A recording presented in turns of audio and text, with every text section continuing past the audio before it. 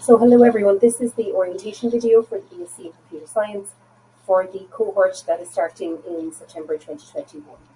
So I'm Dr. Ashley O'Driscoll, I'm the Program Director for this BSc. I also wear a number of other hats, so I teach on this programme and I'm the year head for the first year group, so you're going to be meeting me on a fairly regular basis throughout this year. So what I want to do today is, I suppose, give you an overview of the key points for the programme. If you found this video, you've likely found the information on Canvas. There is a lot of information there. Please do read through it carefully. I'd just like to draw your attention to certain parts of this. So, for example, the handbook, which should hopefully answer most of your questions. And there'll also be a live Q&A on the 20th of September. The time is to be announced, where you can ask any additional questions you may have. But the point of today's presentation is really to take you through the key points, I suppose, of what you should know. So I suppose firstly, just to say welcome, we're really delighted that you chose computer science in UCC, and we think that you're at the beginning of something very special.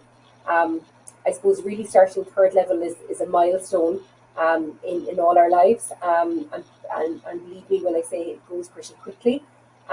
So it's really exciting to think that you're starting to begin to study and specialise in an area that you're interested in, and of course not just the elements of academic studies, but everything that college entails. I also think it's nice to look ahead to where you might be in 4 years' time. So you can see here the graduating class of 2019.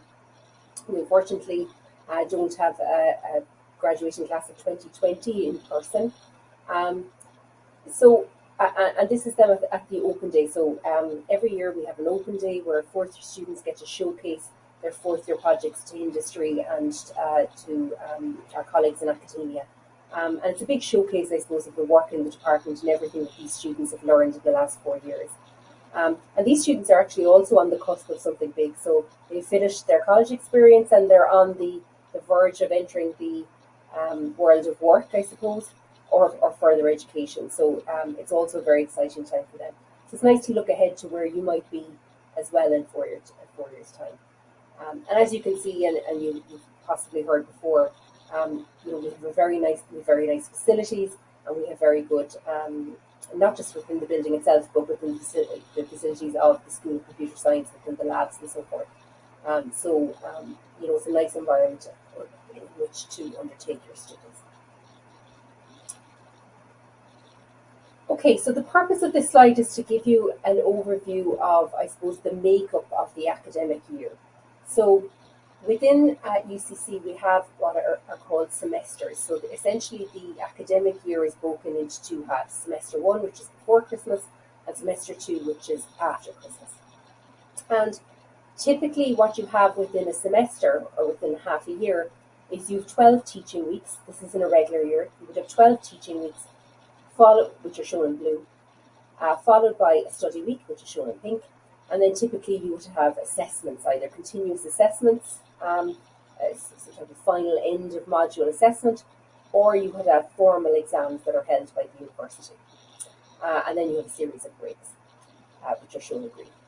Now, this year is slightly different because of the situation with the pandemic. So because the results from the CAO system are running later, this has an impact on processing those results and starting first year students.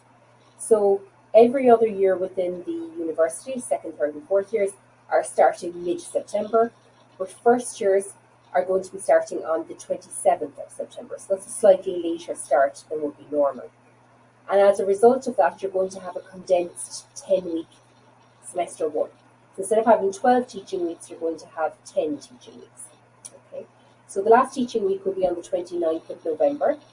After that, there will be a study week, which you can see in pink on the left-hand side.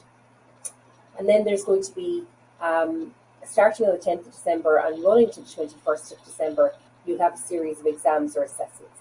Now, for the most part, many of the modules may be fully continuous assessment in semester 1, not all perhaps, but most.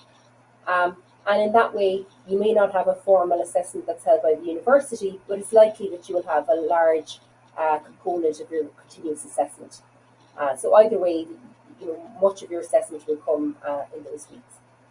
And this is followed by the 2 weeks of Christmas, and indeed, in fact, it's followed by another week where the academic staff are doing their marketing. So you have a break there for a period of 3 weeks. And on the right-hand side, you can see then semester 2 starts in January. Normally, most years, it just so happens that Easter breaks up the semester a little bit. This year, that's not the case. So you're going to be taking part in classes for a full 12 weeks.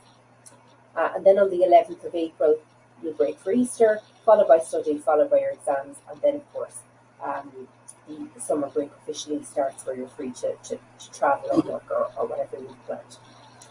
So this is essentially what the academic year looks like. The part on the right-hand side for semester 2 is typical. The part on the left-hand side for semester 1 is not typical. So we have a condensed 10-week semester because of the pandemic. So that's likely to be 1 year only. Okay, so what are you going to be doing in semester 1? Well, if we look at a number of things, so essentially, as you would expect, you're mainly doing computer science modules.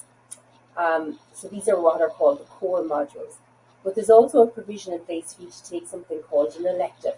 An elective is essentially where you study some other topic, not necessarily a computer science topic, but something that you are interested in or something that you feel will complement your learning, I suppose. So if I just focus on the main body of the slide for the moment and look at the computer science core modules. So essentially every subject is called a module, and over the course of the year, as you can see on the bottom right-hand side, you cover 60 credits worth of modules. So what this means is every module is worth a certain amount, a certain workload, and usually that workload is referred to as 5 credits. Okay, so in the year you do 60 credits of work in total, and typically a module is 5 credits. So in computer science in first year, we, for the most part, tend to bundle these. So you can see there up the top left, with Professor O'Sullivan, you'll be taking Foundations of Computer Science 1 and 2.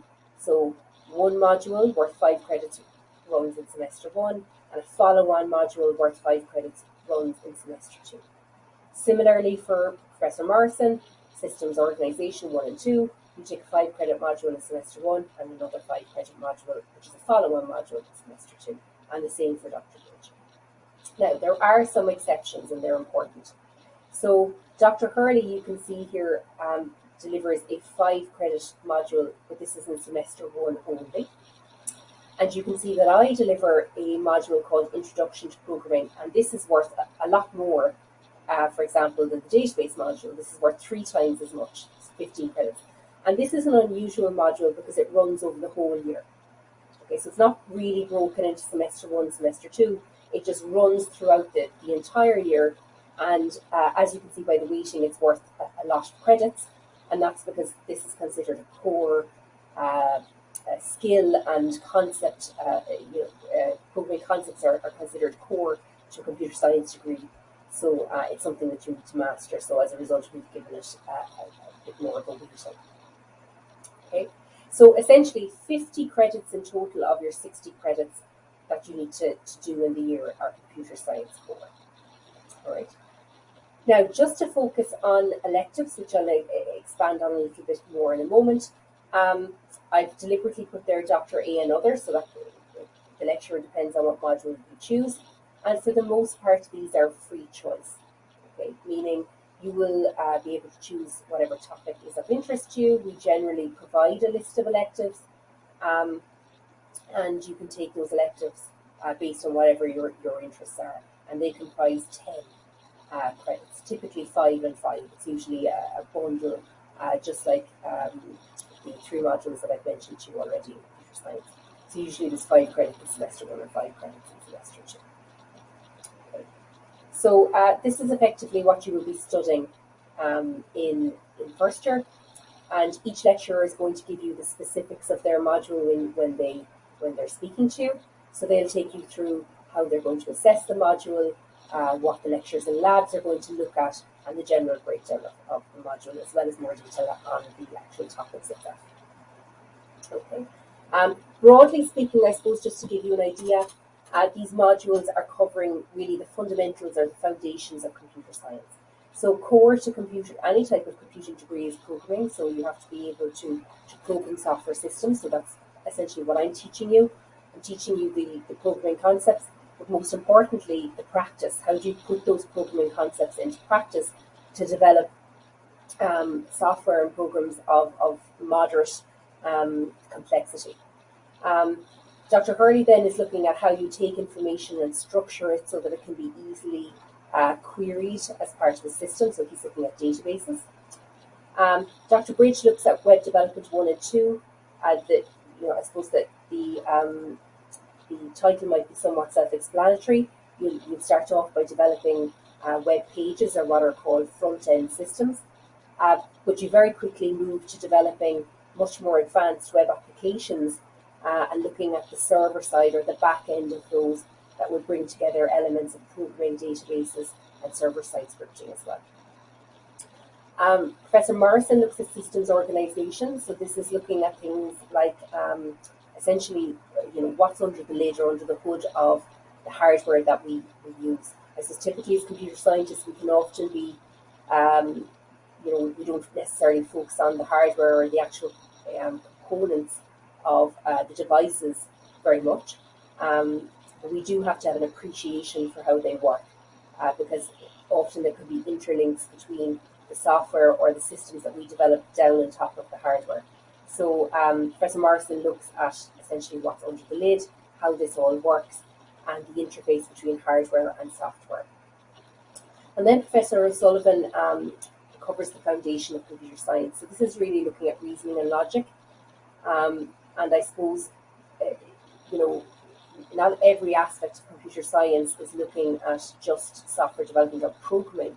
You have to develop systems and software that perform well. So this is looking at reasoning. If you're developing algorithms or systems, how do you know that they perform well? How do you know that they perform efficiently? If they have to scale in terms of the number of users or devices that they're accommodating, how do they scale?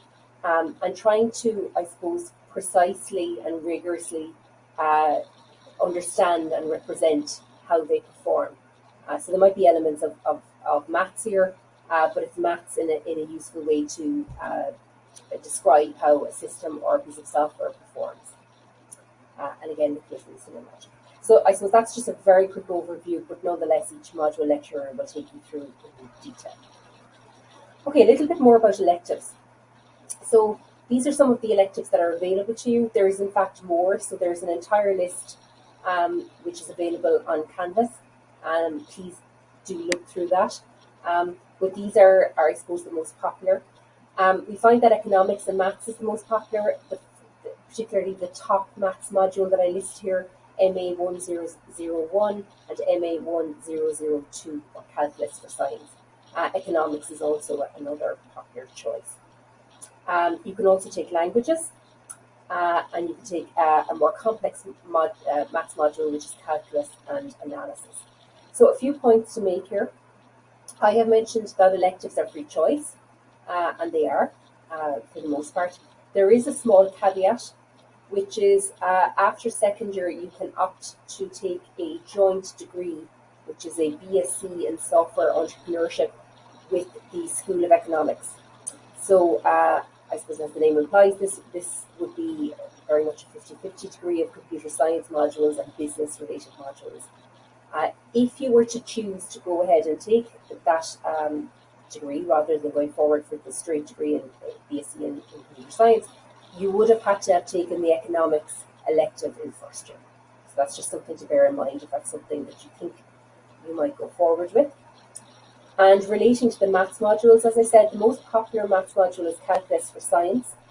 However, if you have a real, you feel you're really competent in maths, you perhaps might opt to do calculus and analysis. I suppose with the caveat that this is a much heavier and more complex maths module than the Calculus for Science modules. So the calculus and analysis modules are typically the maths modules that the School of Maths give to their own students. So there's an extra level of complexity and depth and rigour in these modules. So I suppose they're not to be taken lightly. But if you feel you're very competent in maths and you're very comfortable certainly consider these, albeit they're that bit harder than calculus for science. Okay, so that's the electives. Like I said, please do have a look at the elective sheet online.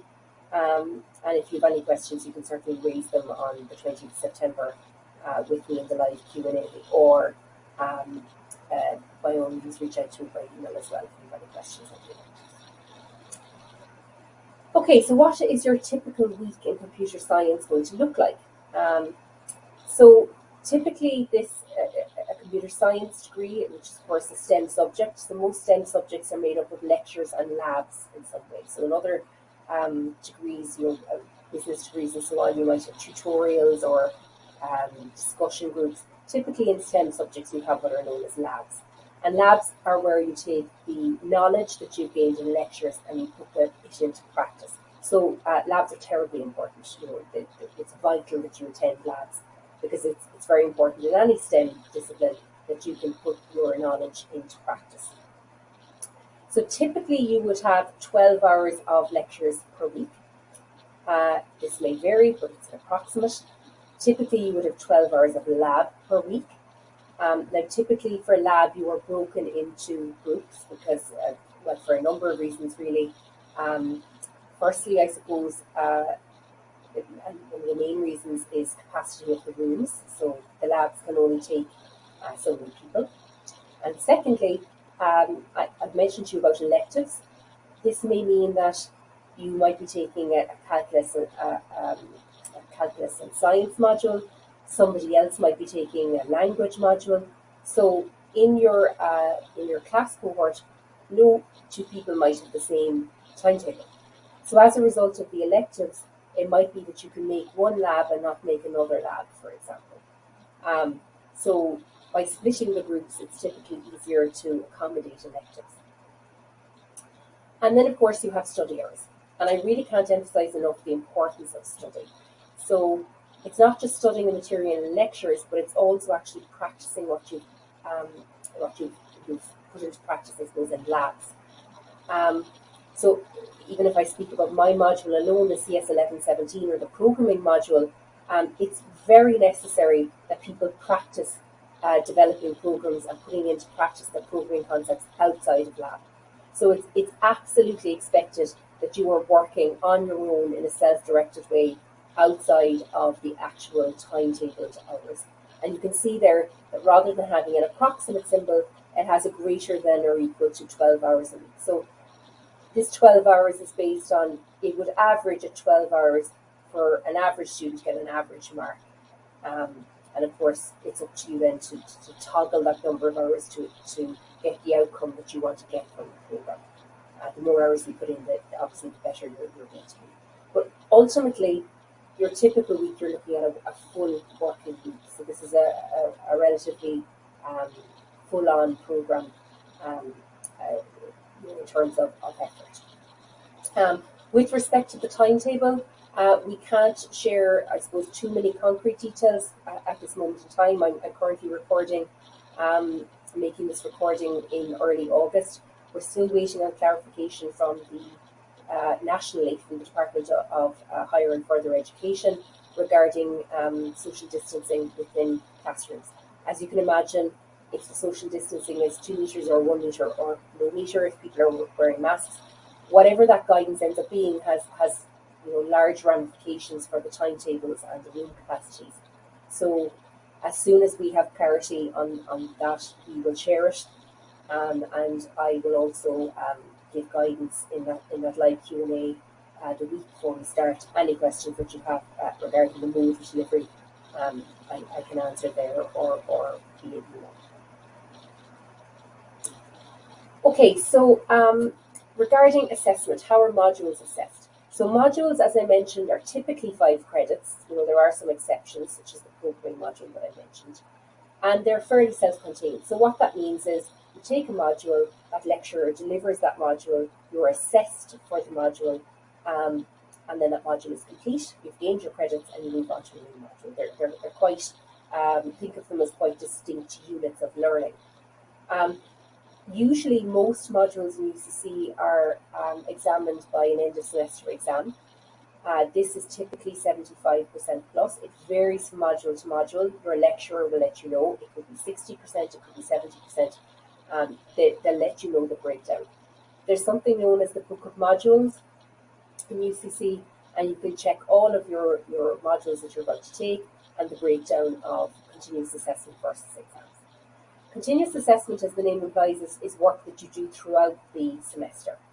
So it could be assignments, it could be programming exams, it could be an assessment in lab, it could be a multiple choice question exam. Your lecturer, your module lecturer will let you know the form that it's going to take. Now, you can see here that I've listed vital in red. The key thing about continuous assessment is that it may look like it's worth, for example, 30%. You might say, well, that's not the lion's share of the module. But there's two things to note. One, continuous assessment, as the name implies, happens continuously. So once you've had your opportunity in, say, week 5, that opportunity has passed. So if you fail to engage with that continuous assessment or you do poorly, your opportunity to regain your marks in that continuous assessment has passed. So it's very important that you work consistently throughout the module and don't leave things go to the end. The second thing is that even though, say your overall continuous assessment might be worth, for example, 30%, its value is actually worth more. Usually the lecturers are giving you this continuous assessment to prepare you to undertake the exam at the end of the semester. So essentially this is your first chance to put into practice in an assessment type environment your knowledge of a particular topic. Okay, so it's prepping you as well for this end of semester exam. So its value is much more than just the continuous assessment marks that's assigned to it. So please don't underestimate continuous assessment. It's very important. And then, of course, there is a pass progression bar at the end of the first year, where we have a board meeting and we assess all your marks. You should be aiming to pass every module. There is a small provision in place to compensate one module for, if you do well in one module, you could take some marks and compensate in a module that you did not so well in. And the proviso and all the conditions associated with that are listed in the handbook for the exact wording. However, I would say that those conditions are quite limited. So certainly don't rely on those, and you should be aiming to comfortably pass every module within the year in order to progress to second year. Okay, who should you contact if you have a question? So the first thing that I should mention is that every program within UCC has a class rep. So the Students' Union will be in contact within the first week or two, asking everybody to elect a class representative.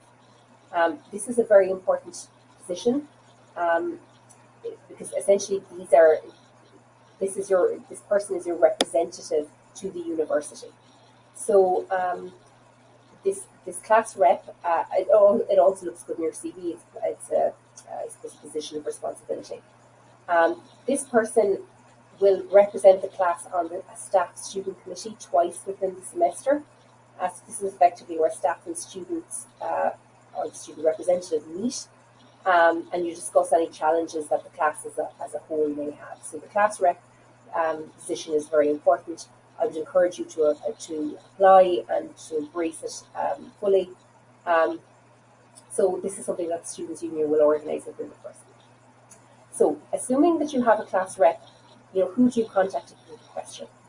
Essentially, the line of order really is, if you have a question related to a specific module, you go to your module lecturer. Okay, so if there's something specific you need to find out about related to programming or databases or sysorg or any of those, just go to the lecturer who delivers that and they'll answer your question. If the class as a whole have a particular challenge related to a module, again, go get your class rep to go to your module lecturer. Okay, so anything module specific, just go to that particular lecturer, and if it relates to the class as a whole, the class rep can represent the class.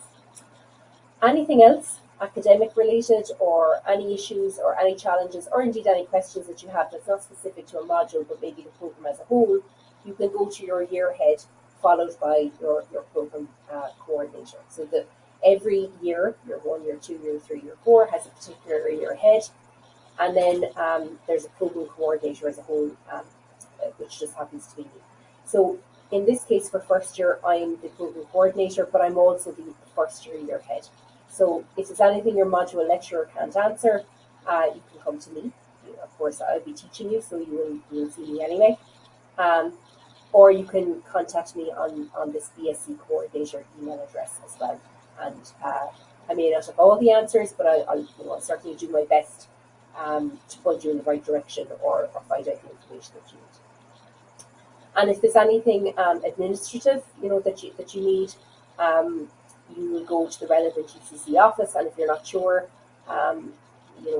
what office you should go to, or if you need anything answered from an administrative perspective, you can go to the school office, room 128 on the first floor of Western Gateway Building, or you can contact via email as well, and they will do their best to resolve your query. Okay, what do you need in order to do this course? Well, from a technical point of view, we really provide you with everything that you need. So all the labs will have the appropriate software. This will be available to access remotely if that becomes necessary. You get the network access. You will be told what software.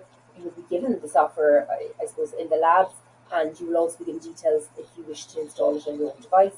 For the most part, we choose to use open source. That's, I suppose, a conscious choice from us in computer science, that we would like to use things that are open source so that people can understand them and it contributes towards the computer science community. So typically we try to use open source software. We understand that a lot of students will have their own laptop. Okay. Now, what we do want to emphasize is there's no need to be going out buying a special laptop for the program. You would likely have one already. If you don't, you'll likely want to get one.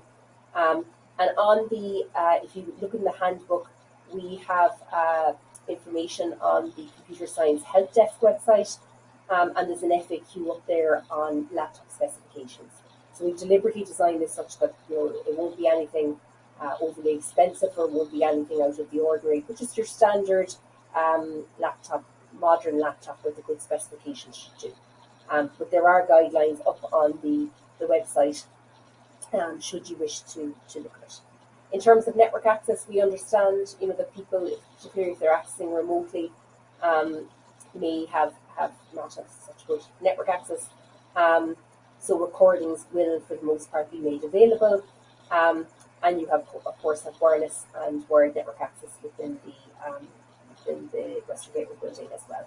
And like I said, every module lecturer will make you aware of the software that's used for that module. Most of it open source, so that you can install on your own laptop if you wish. In terms of module materials, Canvas is your go-to. Okay, everything that you need will be online on Canvas, and of course, most of all, you need motivation and enthusiasm. So this is quite different to second level. You now have to take ownership really of your own learning. We're certainly here to support you, but we're not here to sit and watch your every move and make sure that you're doing everything you should do. You have to take ownership of that, and I suppose embrace the course and have motivation to learn.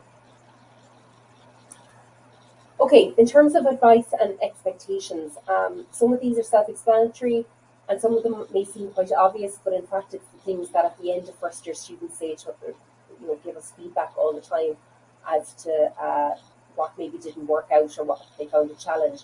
So please, I suppose, thoroughly take on board this advice and expectations, because this is borne out from experience. Despite the pandemic, the expectation is that people will attend in person. UCC is adopting as much of a face-to-face model as possible. Like I said, details on the exact timetable will be released in due course, but the expectation is that if something is scheduled for a face-to-face, then you're expected to attend, of course, while still adhering to public health advice. So please do attend all lectures and labs, okay? Whether whether that's in person or virtually. It's very important to attend. There will be an option where most material will be recorded. We have received feedback from students in the past that they much rather to attend live. It gives structure to everyone's day, and I suppose it prevents this culture of almost, I suppose, a tendency to perhaps slightly opt out, and then binge watch at the end. Almost as if you're binge watching a series on Netflix. That does nobody any good. It's difficult to process all the information, and I think it's important for everybody, staff and students included, to have a structure to their day. So make sure to attend all the lectures and labs either face-to-face or online or whatever mode they end up in. When I say do not check out, this is referring to, I suppose, the ostrich approach. Many students will have said, oh, look, I was a bit overwhelmed. I kind of checked out for a few weeks and now I'm trying to make my way back. While it's certainly possible to do that, you've made things more difficult on yourself. So if you're struggling, or if you're finding the material difficult, you need to speak up. So you need to talk to your colleagues, you need to talk to your module lecturers. The most important thing that you should not do is to check out, because you're only making things more difficult in the long run. Make sure you keep working consistently. There are additional supports. We have a support system called Solace, which is like a drop-in support centre for first-year students in their modules. Module lecturers are always prepared to give you additional help. You have lab demonstrators in lab who will sit down and give you as much time as is possible. So the main thing is to engage and take ownership of your own learning and don't check out. Okay? It's very important that you, I suppose, take responsibility and tackle whatever problem that you have. Keep up. Again, this kind of links to the last point. Make sure you keep up. Don't let things build. It just becomes more difficult to tackle. So work consistently. Don't be tempted to just check out and say, I'll catch up on that next week. You have to work consistently. Maintain a calendar. Keep an eye on your dates. And make sure that you make things on time, and that you're not putting yourself under unnecessary pressure. And then, of course, engage. Okay, this might seem obvious, but please do ask questions. None of us bite. We're really we're very anxious to support you in any way we can. There is no question that's considered too basic. Just ask. Have a look at the handbooks. Have a look at the support material on Canvas. Avail of all supports, including the Solace support, the Solace drop-in centre, which I'll let you know a little bit more about on the 20th of September, and also in the handbook. But most importantly, just ask questions. If you don't understand something, it's highly likely that there's a large cohort of people in the class that also don't understand it, and that will actually be relieved when you do ask the question. So have courage, ask a question. Nobody's judging you for it, and just look after yourself. Make sure that you understand things, so that you can get the most from the course. Okay, so I suppose that's really just a whistle-stop tour more than anything of the supports that are the key points that you need to know. All the information relating to the electives and the handbook and the timetable, all of this is online on Canvas. Please do look at that. The timetable, I should mention, is the equivalent of a living document, so it changes and is susceptible to change even in September. So please do make sure that acknowledge that this is a living document and check it out online. If you have any questions that I didn't answer, just contact me on BSc Coordinator. And in terms of next steps, you will be starting on the 27th of September at 9 a.m. I will be the first one probably that will see you, because typically there is an introduction to programming lecture at 9 o'clock on a Monday morning, so I'm likely going to be the first person you'll see anyway. But a week ahead of this, we will have a live Teams session, so a live Q&A. I'll give you the link through Canvas in due course, and with the time to be announced. But essentially on the afternoon of Monday the 20th, I will have a call or have a live call where you can ask any questions that you may have. I'll probably be joined by other staff members as well. And essentially, this is your opportunity to clarify anything that you feel that you need to get clarity on. So that said, this brings me to the end of the orientation session. I want to thank you all for listening, and we're really looking forward to having you in Western Gate in person this year, and beginning this computer science journey.